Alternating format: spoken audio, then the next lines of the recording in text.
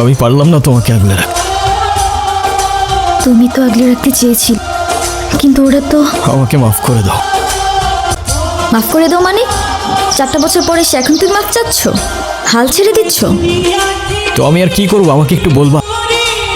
একটু বোঝার চেষ্টা করো। তোমার আর আমার ধর্মটা আলাদা, জেনি। তোমার ফ্যামিলি কখনোই আমাদের সম্পর্কটা মেনে নেবে না। তুমি কি আমাকে ভালোবাসো না?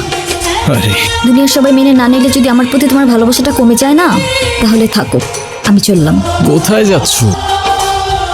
বাবার পছন্দের ছেলেকে বিয়ে করতে। তাহলে আমার কি হবে? তুমি তো আর আমাকে ভালোবাসো না। বাসি, অনেক ভালোবাসি। পরিবার তো মানবে না। না মানুক? সমাজ কি বলবে? সমাজের বাইরে চলে যাব। কত দূর? যত দূর গেলে তোমার আর আমার ছোট্ট একটা সংসার হবে। আগলে রাখতে পারবে? সারা জীবন।